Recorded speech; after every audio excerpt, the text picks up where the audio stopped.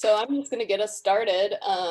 Thank you so much, all of you, for joining us today for our first online panel discussion at the Clay Studio, Missoula, in conjunction with the Woodfire Invitational. And thank you to all our panelists for joining us today for this first time adventure into the Zoom panel medium.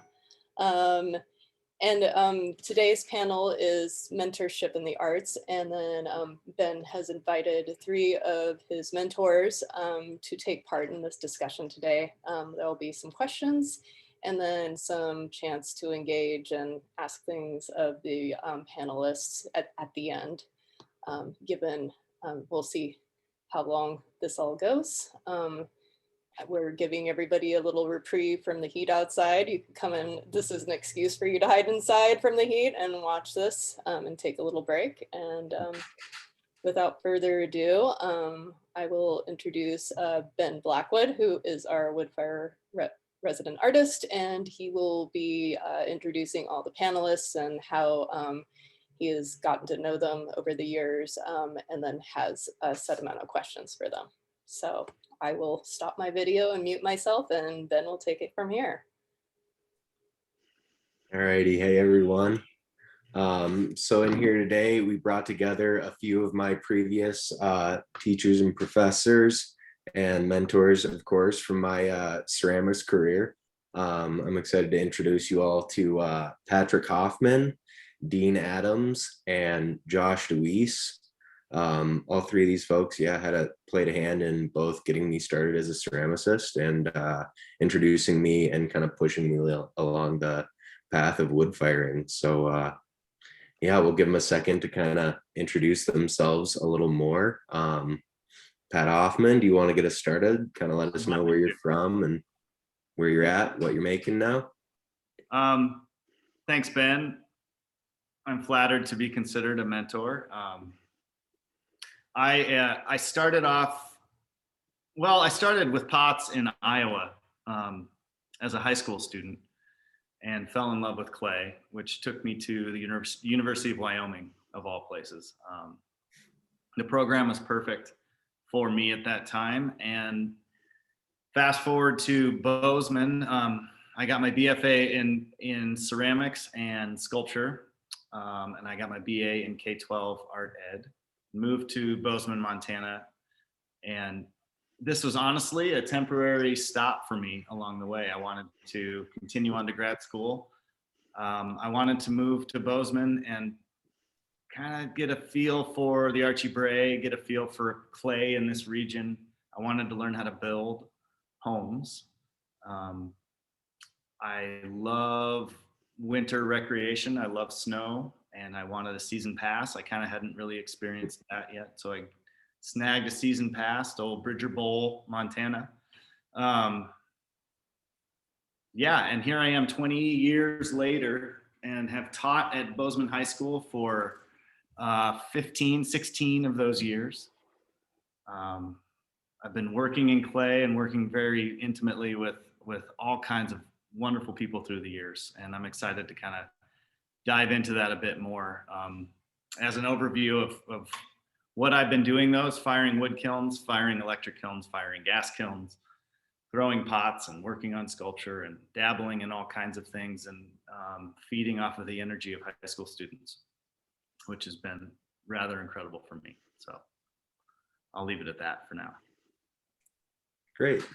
And Dean Adams, how about you? Yeah, how about me? Let me tell you what, let me just tell a brief story about how I started into wood firing specifically. And that was my freshman year at University of Montana in 1984. And I went to Missoula because I wanted to study with Rudy Audio. And I'd had ceramics enough in high school that's what I was interested in. And it was a graduate student, David Smith, that really changed my life because I think I wanted to be a professional college student. I wanted to major in everything. And David was building the kiln at Lubrecht, was finishing it that fall. We were on quarters in those days in Montana. And this must have been early October. He said, anybody who wants to come up and finish working on the kiln, finish the kiln, come on up. And, I was in a ceramics 1 class, and I did that drive up the Potomac Valley to Lubrecht and had community with the other people that were helping that kiln. And then we did the first firing that fall. And David always tells a story. I showed up for the loading, and that in its own right was this pretty great adventure, a 3-dimensional puzzle. That's a small kiln, or it was pretty small then. And it took us, a whole day to load it. And there were lots of people, and, all that stuff of, I want my piece there. I got the perfect piece there. That was all new to me. So I didn't really notice that. And then I looked around, and David and I were the only ones left there. And we built this little tiny campfire right outside the kiln, just a little warm air going in. And I didn't intend to stay the night. I stayed the week. I stayed for the whole firing. I didn't drive back to Missoula. David always says he'd turn around and there's some guy who he really didn't know, which was me, sleeping in the snow in my parka against a wood pile. And I really do think that kiln, that experience, that whole thing set my direction. And I went to University of Iowa for graduate school because of the big wood fire program there. Worked with Chuck Hines and numerous peers.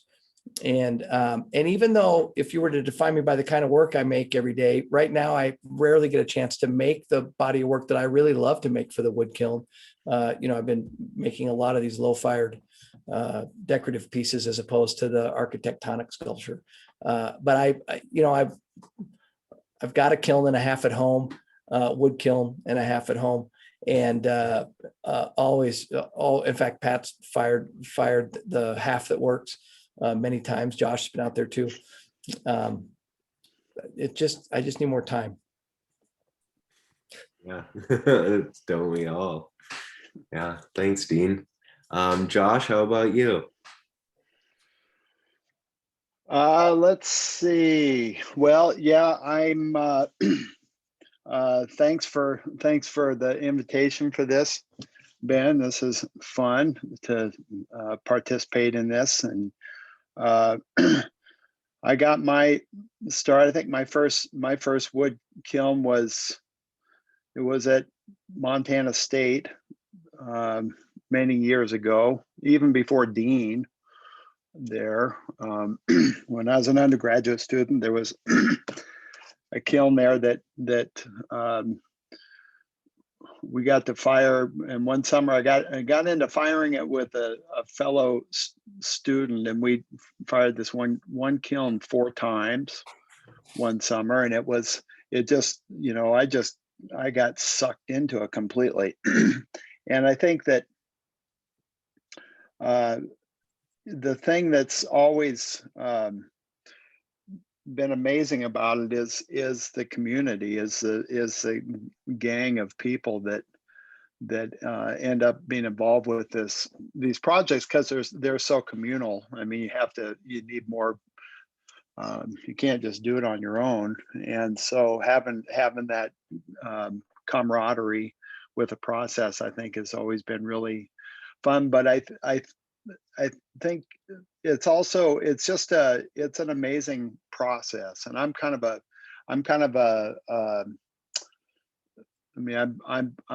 love process. I love the work. I love I love all the wood prep. I love the loading the kilns, the whole firing process. I think there's just so much involvement with it that there's a sort of different kind of sensibility that comes about from that process. So and in terms of a teaching tool, I think that there's, I mean, you get people who just fall for it and then they never go home, like Dean. And then you get to see, I've been on quite a few firings with Dean, and I've seen him fall asleep in a lot of different ways. So I can attest to that, because we've had a lot of fun together. But I think the other thing is that what's really cool is to see, people like, that come out of this amazing high school program that we have in Bozeman, and spend some time with us, and then go on and do things like what you're doing, Ben. And it's like you're you're carrying it all forward, which is really cool. And I think that, you know, I I'm sorry that you caught the bug, but I'm not sorry too. It's good. Yeah, you don't have to apologize for that. I'm pretty okay with it. I agree. It leads to sleeping in strange places occasionally, but beyond that, I think it's pretty wholesome. Yeah. Cool. Well, yeah, you kind of touched on some other questions we had. But I think a nice segue, kind of going from where you left off at, would be kind of like how this wood firing activity and community, how you kind of took that and how it's shaped your career. And kind of how you've moved forward, how it's affected your choices and the pots you make, how you make them, as well as your choice in teaching. Can you touch a little bit more on that, Josh? Oh, let's see. You know, I think that um, in terms of the work I make, I think that I've always been interested in that element of chance and the kind of chance. I think that the variations that can happen in the kiln, and I'm really interested in pottery. I mean, I want to make pots that are accessible and that people can actually use and things. But I always like to try to ride them on the edge of chaos. I think that because it makes them a little bit more interesting, and it's more interesting for me too. So I like that. But a balance of those things. I mean, I love the big kiln, the big onigama long firings, but everything gets too screwed up all the time too. So it's not a sustainable thing for me so much. So you know, I have a single chamber, you know, cross draft kiln that can get fired in a day pretty well, and it's controllable enough that I feel like I can manage that. But it's you know, it's different than an electric kiln. I mean, that there's always that element of chaos in there a little bit. And so I think that the wood kiln the firing process and the wood kiln idea is a great tool to teach people about one of the great elements of the ceramic process, and that's chance and phenomenon. And so I think that's partly why it's such a great teaching tool, because there are these things that happen that are, you know, you can set it up to make it happen a certain way, but ultimately you're playing with something that's not completely controllable. And so I think it's a good tool to teach people how to kind of let go a little bit and embrace the process a little bit more. Yeah, no, definitely helpful with the rate of loss in ceramics and everything, learning to kind of let go and ease up on it. Yeah. Pat, Dean, do you have anything else to add to that? How wood firing has kind of affected both your work and interest in teaching or teaching styles? Either or. Dean's being polite right now. I can tell he's cueing me. You can see him squirm, huh? Wood firing has just been so near and dear. I still get excited when I unload a reduction gas kiln, let alone crack open to see what's inside of a wood kiln. I get pretty fired up to see student work. And it's not so much about the wood firing process for me in my teaching career. And I maybe we'll get into this a bit more, but just showing students clay and the clay process at that point in that stage in their lives, it's almost too much information to try to cover atmospheric firing in a high school curriculum. That being said, there's been years where it's been easier to do so. We have a beautiful gallery in the high school, and I'm able to host work and show work in that gallery and talk about that work, and really expose students to the whole world of ceramics. And I get like almost emotional about it when I talk to students about pots and about ceramics, because it's that important to me and to us. And like Josh made a joke just a few minutes ago about you getting the bug and running with it, right? And is that the goal? No, the goal is to help students find a passion. And then, man, when you hit it on the head and a student just runs with it, that's like a dream come true. But I think the goal as an educator is to just show them this world that it's a whole other world. It's kind of just unbeknownst to you as a 15 and 16. But wood firing for me, it's kind of always been a separate thing from my teaching career. It's been that other thing that I do, and being close to MSU, being able to fire with grad students and fire with Josh and with Dean over the years. One of the first grad students that I fired with was a fellow by the name of Matt Rude and his sidekick Caleb Taylor. And the times that I had firing with those guys at MSU late into the night and into the winters really fed my teaching, which is something I'd like to talk about today. So it really helped to be firing wood kilns and then teaching in the daytime, and just kind of like just being completely immersed in that. That has really fueled my wanting to stay in education and wanting to continue to teach. So it's interesting to see where the work goes for wood firing, because I'd say that it's difficult to maintain that pace over the years, but wood firing for me is just that thing that keeps me stoked and alive right now. Yeah, maybe not like you're not directly teaching it per se, but like the effect it has on your like excitement to be there and continued excitement for pottery. Yeah. Connection to the whole world of ceramics for sure. Yeah, and just being fully immersed. That's great.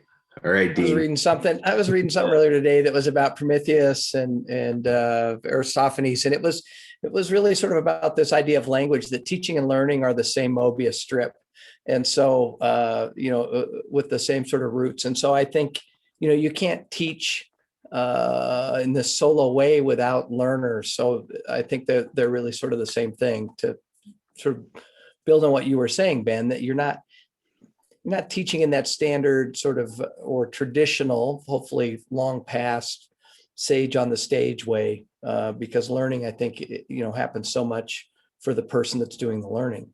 But I think that, the wood kilns for me as a student, meaning the Lubrecht kiln, and then there was one here in Bozeman, and I can't remember, I was here a couple of times. There was one that Josh and I fired a couple of times. It was this Phoenix kiln with the 2 fireboxes that were opposed, and you had to run around the kiln all the time. I think the only time we actually got a successful firing was when Josh just could not get me to wake up off this bench, and the firing of it by himself got the rhythm right on it.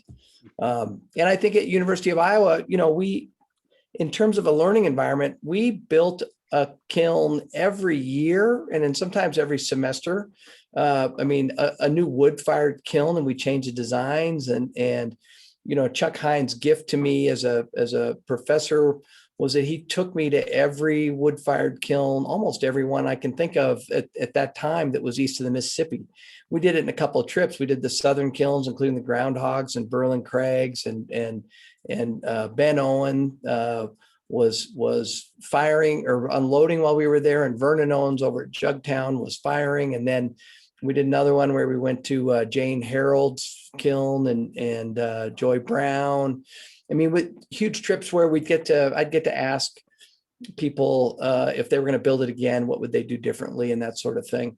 And I think it's a great way to understand material. I think it's a great wood firing in any kiln, not just a tube, but is a great way to understand the firing process, because you can see it in a way that maybe you don't in a gas kiln. It's a great learning way. And then that community part, there is, when you have a big kiln at an institution, there becomes this way to have graduate students and undergraduate students and community members and faculty all in that communal relationship, all sort of maybe even mentoring one another. And then that gives you this sort of constant community with new people coming in to fire, big kilns, which is pretty handy. If you look at Utah State and Logan, where they've got a handful of kilns, same sort of thing. They've got, community members, former students, they've got undergraduates, graduate students, and the faculty all sort of helping. And one of the most important parts of my education, visiting artists. Don Wrights and Bob Archambault and David Shaner would all come to Iowa to fire with us. They didn't teach a workshop or a class. It was just for firing. And what a gift to students to be able to have, artists that in my case, that I idolized, but in some cases, maybe that students didn't even know, and have a way to meet them around a kiln and a firing.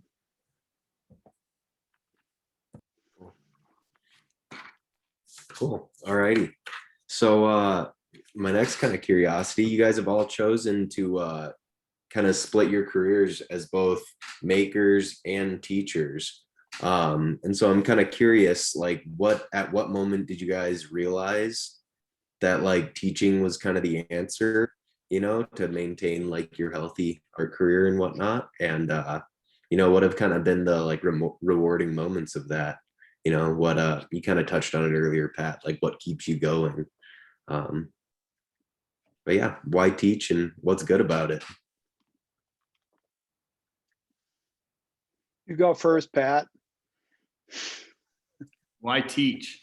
I come from a family of educators. Well, my mom was a teacher, and I don't know, man. The moment when you're trying to figure out what you want to do next, and that individual teacher kind of helps you on that path. I find that to be kind of a powerful thing, or it dawned on me that it was at a young age. And I arrived at wanting to teach pretty early in my undergrad, and decided to do that portion of the degree at the same time. But teaching has allowed me the access to the material and the ability to fail amongst students and make mistakes and explore and sort of just immerse yourself in the material, all the while getting better at it. And teaching through the material has allowed you to become more intimate with the material. I mean, it's just kind of like this duality, and it ended up culminating to like when I did my master's degree in Missoula for teaching. That's kind of what I talked about. I was just talking about trying to maintain that. It's difficult to maintain a practice and be a really good educator. A lot of the really talented teachers that I work around, that's what they do. They teach, and then they have their personal lives. And I find myself teaching and coming home and working in the studio and raising a family and trying to find time for my personal life. And sometimes it's not easy, but I wouldn't have it any other way. I feel fortunate to be able to teach and be able to maintain a studio practice. I feel lucky in that way. I think it takes a certain kind of person to have that sort of energy all of the time. And I laugh because I can see Dean's, I can drive out the canyon and see Dean's studio light on at 5:30 in the morning. I might be going hunting on a weekend and I can see that Dean's got his light on in the studio, and I know exactly what he's doing. And that's tough, man. And I think Josh and Dean can speak to this as well, but I think I'd like to reiterate that I wouldn't have it any other way. It's sort of, I feel lucky to be able to live this life the way that I'm currently living it. So I don't know that I answered any questions other than just speak from the heart, but no, that works. Yeah. Well, I kind of touched on another question, later I was going to ask how you balance it all, teaching, making work, and having life. And I feel like you kind of nailed it. It's balanced like a spinning top stays balanced. You just kind of keep going. But yeah, there's not a lot of time to to be idle. And if I could teach my son and my daughter one thing, it would be just, keep doing things that you love to do all of the time, rather than, I hate boredom. I struggle with that word, right? I don't have time to be bored. Time's the most valuable thing I have. If I could be productive with it, that's what I'd prefer to be doing. Yeah. Great. Cool. Okay. Josh, Dean, either one of you guys want to pick up from there? Why teach, and what have kind of been the major rewards from it for you? Josh, you're leaning in. Yeah, I was waiting for Dean to say something, but I'll go ahead. I think at some point you sort of you start to understand like what you're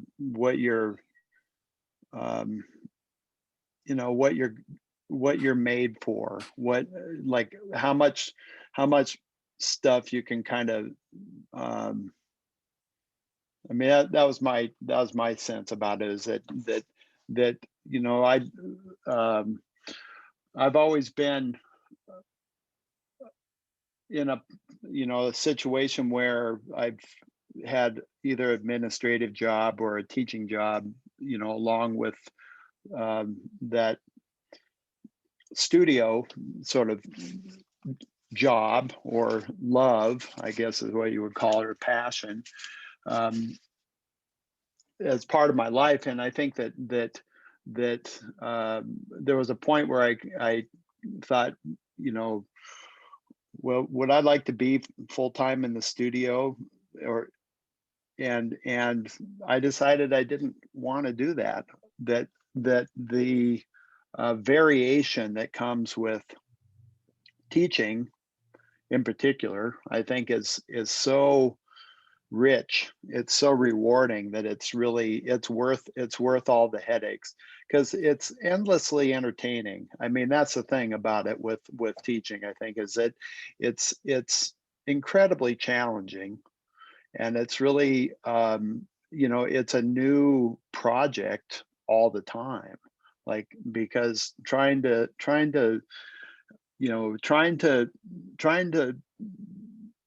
teach it's really, really hard. I mean, it's really hard. There's no doubt about it. But I think you do the best you can, and you keep trying to learn how to make that work. And the variation is so rewarding. It never gets, it's never uninteresting. It's always a different challenge every day. So I think that I mean, the opportunities that come with teaching and being involved with the university they're unbelievable. So it's a great job, there's no doubt about it. And there's plenty of headaches with it too, but it's still, I think if you're the kind of person that can kind of juggle those things, it's really a great thing, because you get to interact with so many interesting people ultimately, and it is endlessly entertaining. So for me, it's been really worth it. I love it. Yeah, definitely.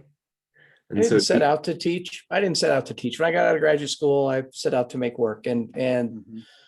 I got lucky. I got into the Bray as a resident, and that's a good sort of scaffolded experience for somebody right out of school to get in a community at a residency, just like the Play Studio provides that kind of opportunity for artists too at different stages in their career as well.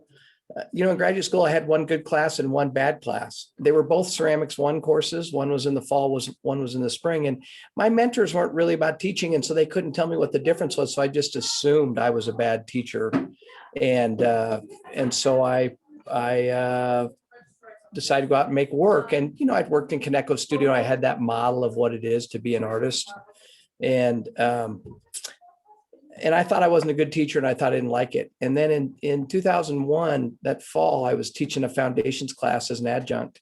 And I was like, oh my goodness, I love teaching. And for me, it's about keeping my brain from going soft.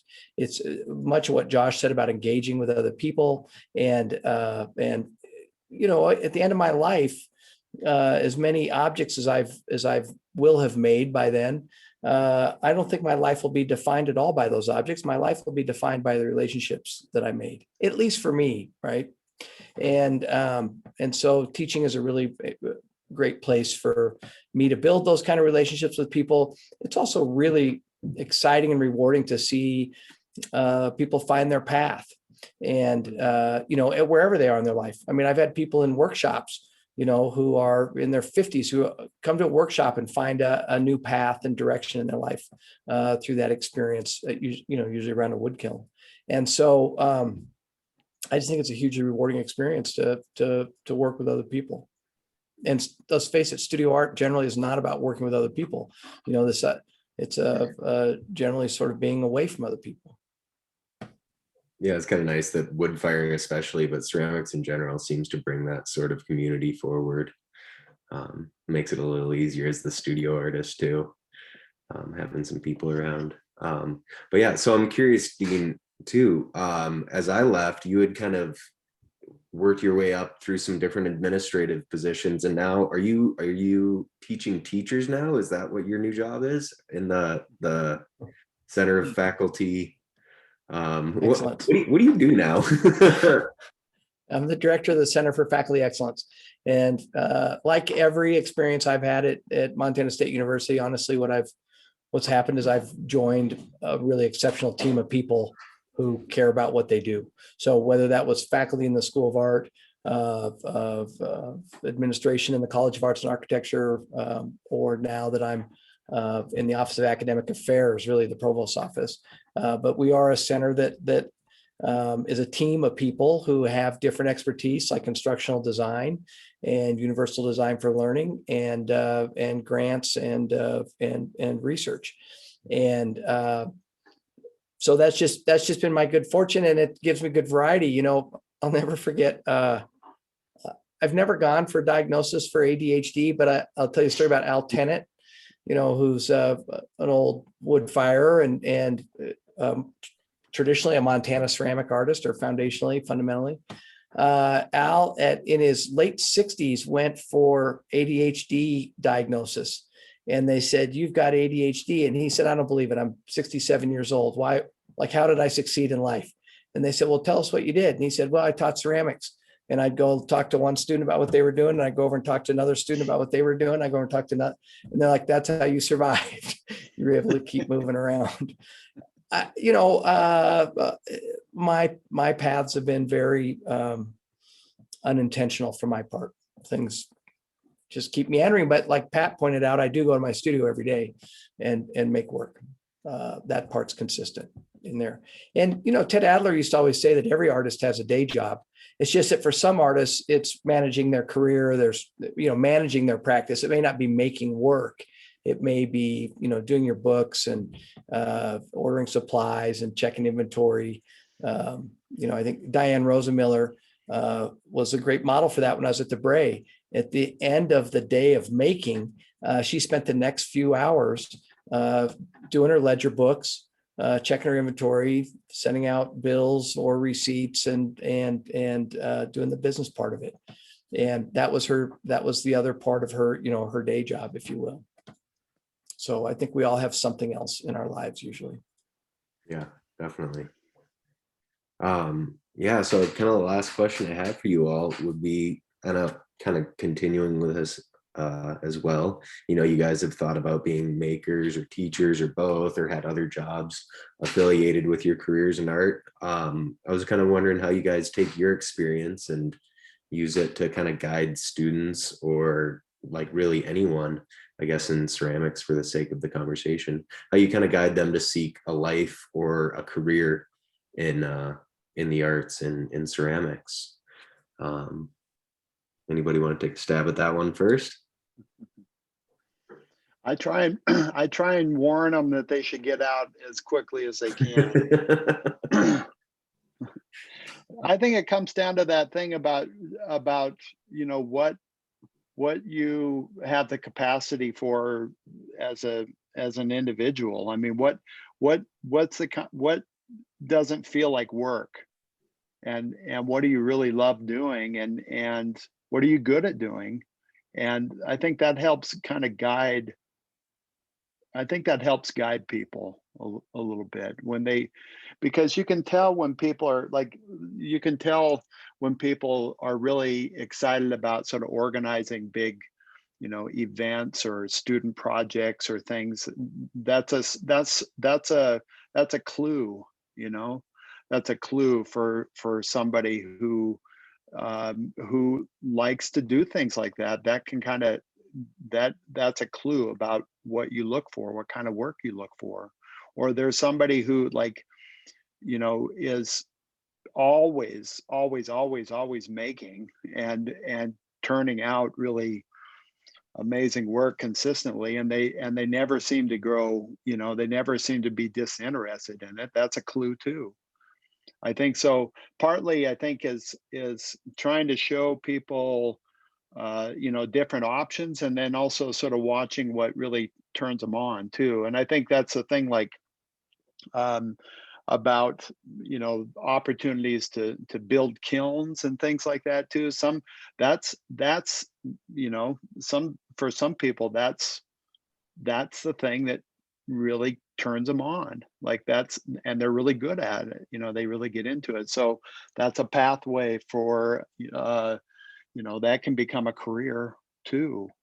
So I think part of it is trying to show people different possibilities, and then see what takes to find out, really trying to find out what your passion is. And I think that's the thing about education. I mean, that's what education needs to be about as a whole, is what, trying to find out what it is that doesn't feel like work. And then how do you, I mean, some of them seems like it's easier to make a living off of, but those are clues. Like, you got to find out what really is your seed of happiness there too. I think it's really important. I kind of like how you're saying that.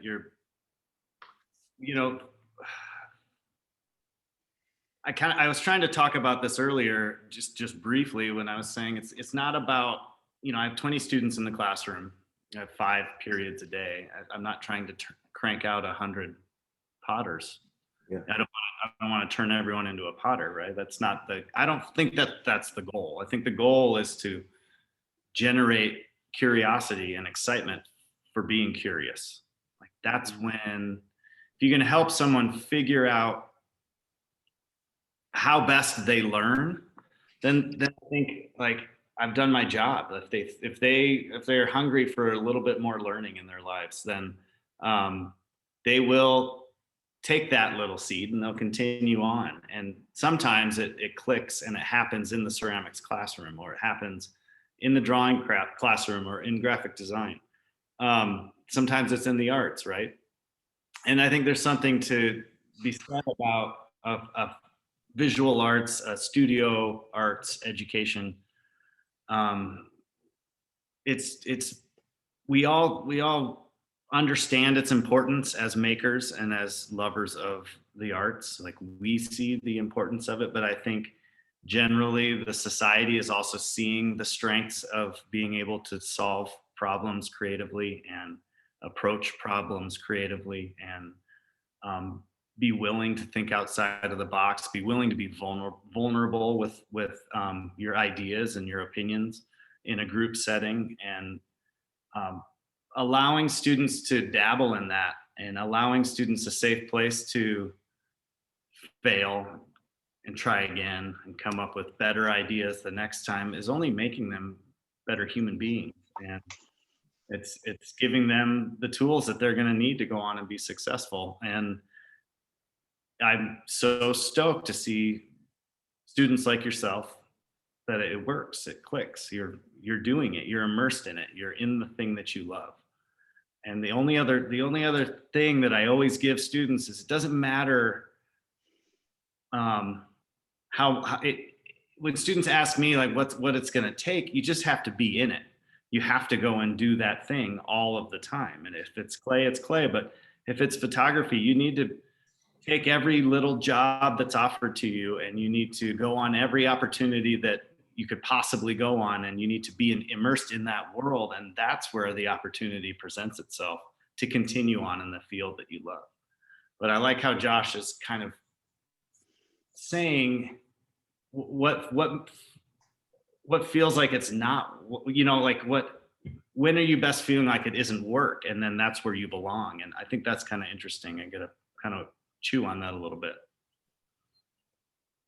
Yeah, definitely. No, I've had that conversation with Casey Zablocki, who we'll be talking to tomorrow. He was another mentor for me when I moved here to Missoula, but just having the conversation of like, no, this is work. Like for him, he's a full-time studio potter, and or ceramicist, and it is work. It is your job, but it doesn't mean it has to like feel like work. And kind of an interesting place to be at when you do find what it is you love. But anyways, Dean, what are your thoughts on the matter? So many thoughts. I just what you just said reminded me. I was at a Kansas City and Sika, and I think it was the middle one. When Josh might remember the year. I think it was the 80s, 88 or 89 or maybe 90. And I remember there was somebody, and I wish I could find who it was because I wasn't writing things down at that conference. And they said, you only have so many pieces in you. If you want to make them across your lifetime in the sustained way, you can do that, or you can just get through that part of your life and make them all at once and then go do something else. And I think that's part of that sort of, finding one's way. Every day I come to work, but especially when I'm working with students, there has always been an ethical question on my ride in that I'm considering. Is it ethical what I'm doing today? Is it ethical what I'm teaching today? And for me, it's never been about directing somebody in any way that they didn't want to be directed. Certainly I challenge them in their class on how they think, but not in terms of their life choices or their career choices. And Pat and I were in Italy together working on a group of people that are working on Regina G's work around Atlantis and bringing that exhibit to the Museum of the Rockies. And, one of the things that was easy to see was that arts, are part of culture. I think it was Ellen Disianki who said, we're misnamed. We're not Homo sapiens, we're Homo aestheticus. And so the arts plural is such a part of us. And so I really believe in those students who also are just having an art experience that's fulfilling some human base level need for them to do that, but their major is something else. Or even outside of ceramics, their major is, still within the arts. So I like those kind of students. And if nothing else, hopefully arts are part of their lives the whole time. They're on boards of directors at their museums, or they're members at their local art center, and they're taking those community classes and that sort of thing as well. I think that's important. And then the ones that it is their passion, their major, I think my job is to help them persist. So that is to, give them time and space and tools to help find their direction. It's letters of recommendation. It's tearful conversations in the office when they want to quit. It's to help them in those kind of ways. I taught professional practices, I think, for more than 10 years here. And I think you were in that, Ben, when I taught it. I had a student once ask me like when they should get married or when they should have kids. And I was like, that's not covered in this class. Like, that's not doesn't get taught this way. But certainly there were lots of questions about how to, to live an artful life and have a practice. And for those students that's the direction they want to go, I'm certainly there for them as well, as the ones that want to go into teaching. There are very few students, I think, that I see today that want to go into the lifestyle that we have. It's really interesting that they're not so interested in teaching K-12 or the university.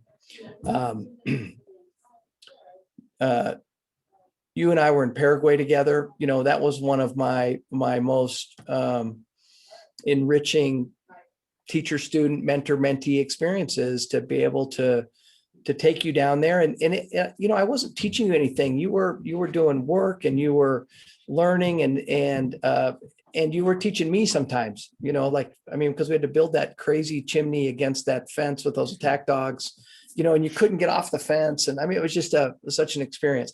That kind of experience was amazing. And I know it was a good experience for you.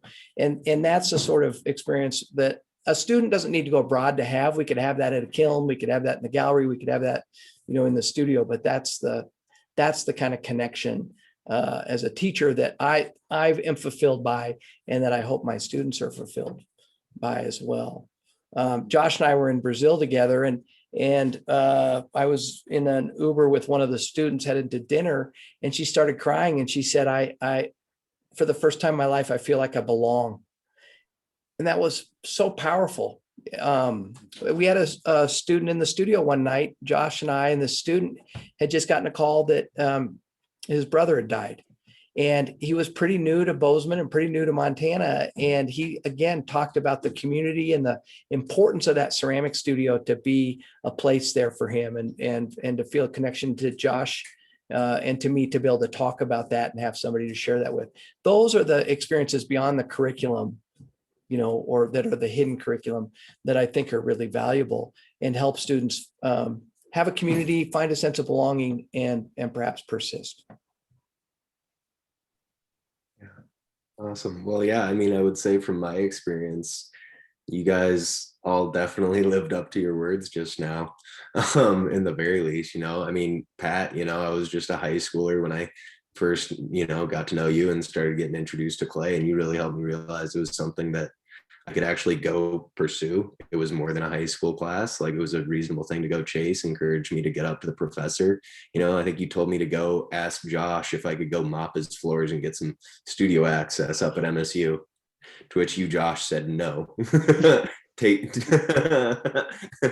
and wrangled me into a BFA, you know, said I had to be a student, go through the foundations courses. So, you know, you got me to commit, you know, made me take the leap of faith, and you know, didn't work out so hot the first time, but the second time I came back and you remembered, and you put me to work. And, you know, I mean, just given me and all of the students, you know, the opportunities to just take on kilns and clay mixers and all that, you know, the access you give us, you know, I realized is a real treat.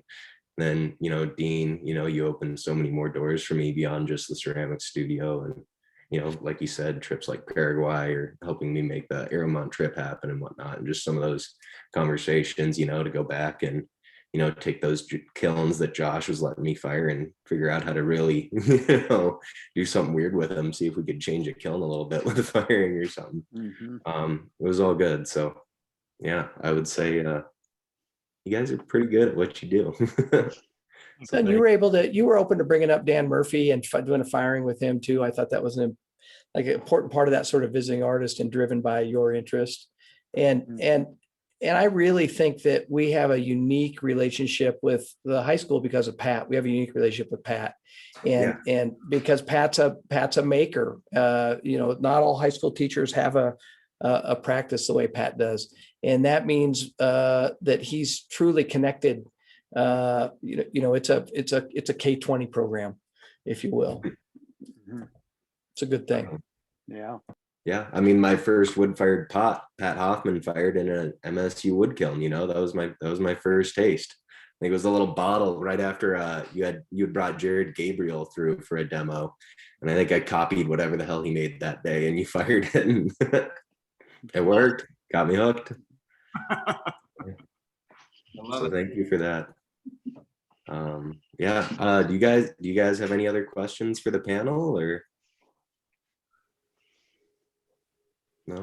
So you want to open it up to do any of the guests have any questions that they'd like to ask any of the individual panelists or Ben about what we've been discussing?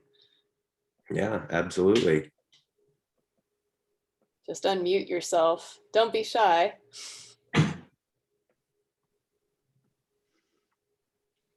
No curious minds out there?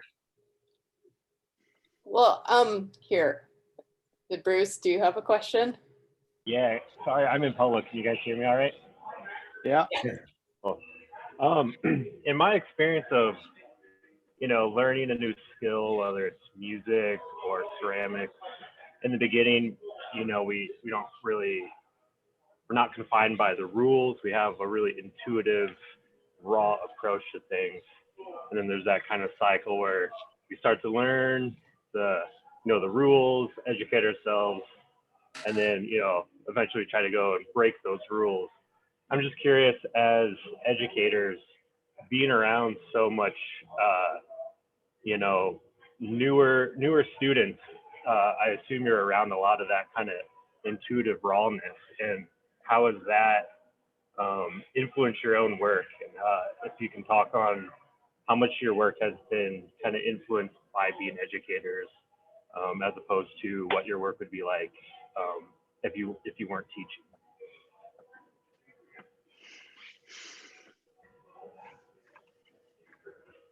That's a great question. I think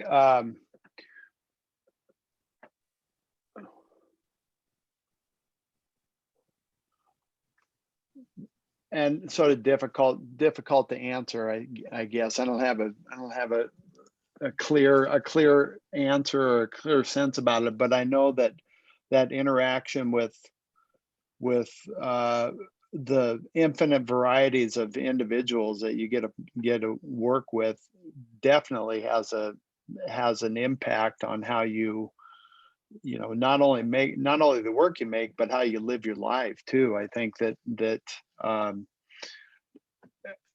it kind of goes back to that thing about that idea that Dean was talking about with the sort of teaching and learning being interactive that way, that I think you're always absorbing things from the people that you work with and sort of cycling them through your process a little bit.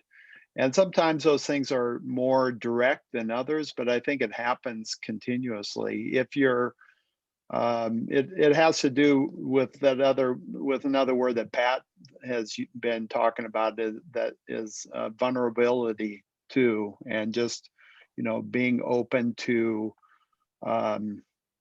change, and also to sort of questioning what you're doing, and then being able to sort of share that. I think that's one of the things that is so great about an educational environment, is that exchange that happens, and it happens with the students, but it also happens between teachers and students all the time.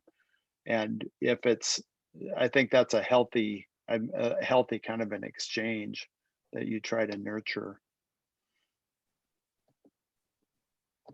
I would worry about it influencing my work a little bit the way you asked it, Bruce. I think it's a great question, though.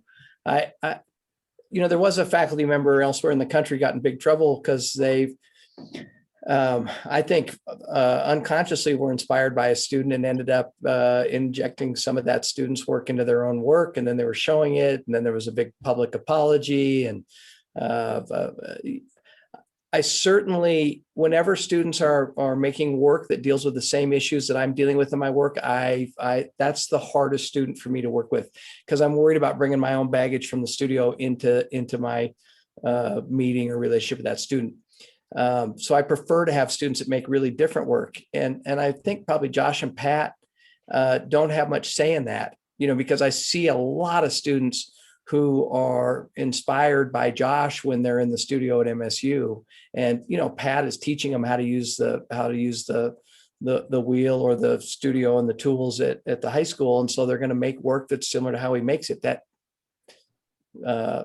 mimicry is part of how we learn something like ceramics.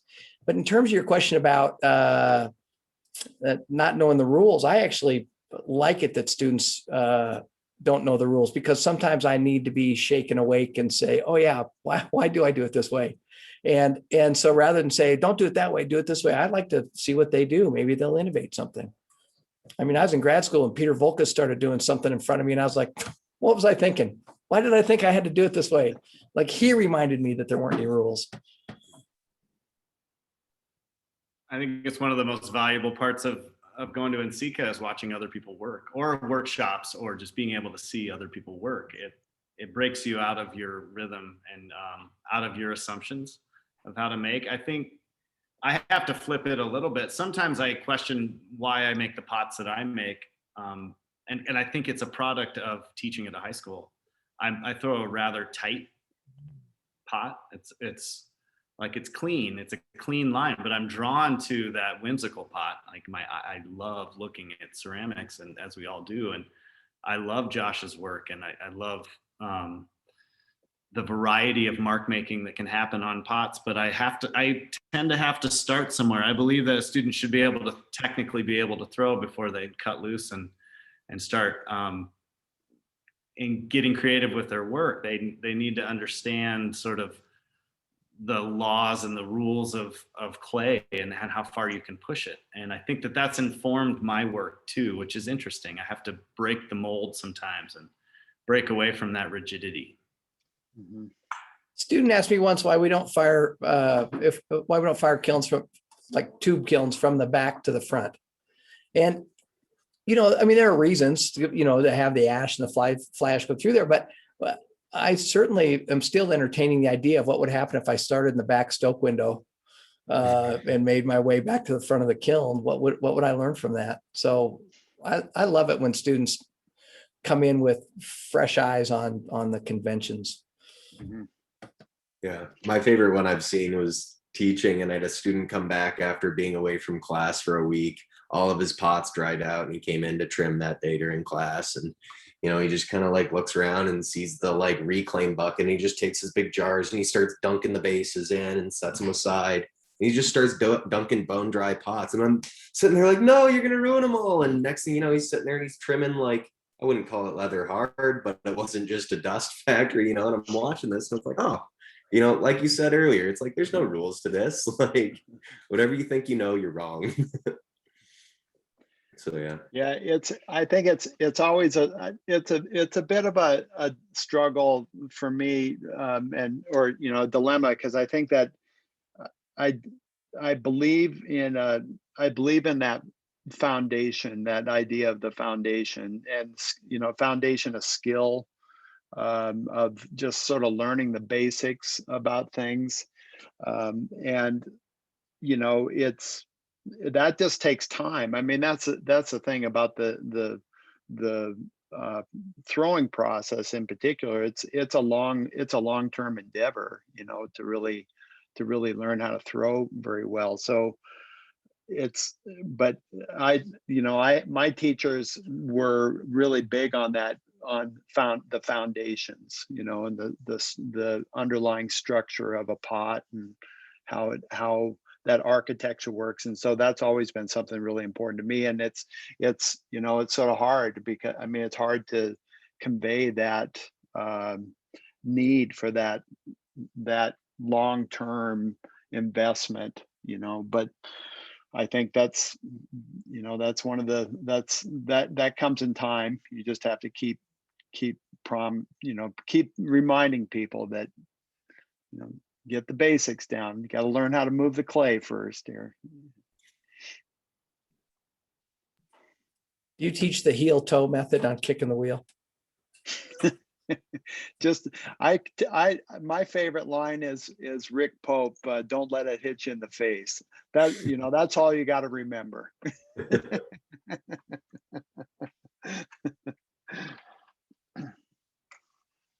Alrighty, are there any other questions out there? Yeah, Dean, you had mentioned that a lot of grad students don't seem like they're interested in teaching, or just that, at least compared to your generation, there's not, you know, a plurality of people who are interested in being art educators. Do you think that's just a generational shift? Do you think that's an availability of jobs or programs themselves changing? Just as someone who is thinking about eventually going to grad school and wanting to teach, it feels like there's a lot more competition for a lot fewer jobs. But again, my scope is pretty limited on that. So. Yeah, I mean, I think it's a mix of those things. I think some people see the work that we do and it's just not what they think the job is. And they may come around and have a different decision later, for sure. I'll tell you though, that there's a pendulum that swings on that. You know, I think when Josh and I started teaching, it was about the time that people who had been teaching for a very long time. Some of them still real products of the GI Bill were all starting to retire, and jobs opened up in mass. You know, they were all over the country. So, and I see, you know, like I see more jobs open than I expected to see. I think some people quit because of the pandemic, and some people it's just time to change. So I'd say if you're interested in it, you know, pick a graduate program that looks like it places some of those people in teaching positions. If you still have a choice about where you want to go. I will say that when I was our foundations coordinator, where our graduate students teach, I certainly made every effort to teach them all aspects of the job of teaching: curriculum design, assignment assessment, classroom management, all of those sorts of things. So if they do want to teach, they've got a good foundation in teaching too, because that's, you know, it doesn't come out of the education department when you're getting an MFA. Did that answer your question? Yeah, absolutely. Yeah, that was really helpful. Thank you. Great. Any others out there?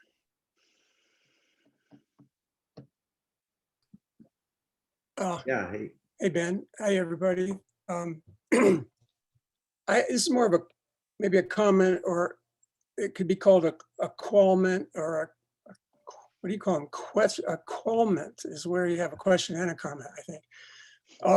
And I just want to chip in and say, I know besides Ben, who speaks highly of you folks as his mentors. I mean, every time I'm around him, he brags you up, and it's influenced him tremendously. So thank you for sending him to us. You've taught other folks that, I thought about this while you were talking, because my mentor, as many of you know, was Ryan Mitchell, and he knew all of you, except maybe Pat. When I didn't have an academic background, and when Ryan came into my life 20 years ago, we spent 2 years together building my train kiln, and then he lived in Missoula and needed a place to work, so he used my studio, and boy, what a mess he made there. I finally told him, you got to clean this thing up a little bit.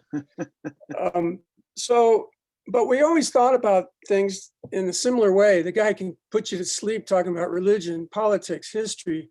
We grew up through the pre-Obama years, and it was an incredible experience. So he was my mentor, as you are Ben's mentor. What really struck me today, it reconfirmed that you're doing more than teaching these students. You're helping them become better people. And I had a false impression that you led them to believe that they could all be successful artists. And I think that was something I assumed. And I thought, well, you're giving them all false hopes, because they're all going to come out of undergrad school and become artists and make a living and all this. And I saw Ryan struggle as a maker, as a studio artist, you know. And he finally, I think, has made the A team. Thank goodness, because that was his goal all along. And I just want to say, I think, especially what Dean said, you know, you're helping these people become better people in the community, in the arts community. And if you know, you can't solve their relationship problems and when to have babies and when to get married and all that, but you can help them just see the world a different way by contributing to organizations, by being involved with the arts. Maybe they're all not going to be financially successful. I was worried about Ryan. I thought he was going to have to find a sugar mama to support him, you know, and in order to be what he wanted to be. And not everybody has those opportunities just to leave academia and build a $50,000 kiln and studio and start making work. And I think what you've helped me understand, that you have a much bigger role in these people's lives from the high school level through graduate school. And I think it's wonderful. I wish I'd had a little more of that experience sometimes, but anyway, thank you so much. I had to have a qualment in there. Oh, thank you. I'm glad you said Ryan's name, because, you know, he invited me to China a few years ago when he first started working there. And what what an amazing experience that was for me, and what fun it was to work with him as a peer, because I had known him as an undergraduate here at MSU. I really wasn't his professor. I was in the community and photographed his work and things when we hung out. But I have to say to work with him as a peer in the studios in China was fantastic. And he, he mentored me in some ways in China as well. It was great to see that flip. And I think he's got a baby now, right? I saw that on the internet somewhere. Yeah. So Yeah, baby and a wife. I don't know if he'll ever be able to come back. He told me 10 years ago he'd be back in 2 years. He said, I'm gonna go over there and make some money. I'll be back 2 years so I can build my studio and I'll be able to afford it. Well, every few years, he said, I'll be back in 2 years. Well, I don't think you can bring a Chinese mom and baby out of the country. I don't think her family's gonna let him do that. So we may never see Ryan living in America ever again. That's my hunch, but I could be wrong, I admire what he's doing and finding his path that way. And I like the work he's making. I have for years. I think he's making good work too. So He's got a big solo show coming up this fall. yeah. Well, thanks, everybody. Thanks, Shalene. Thanks, Ben. Yeah, thank you. Thank you so much.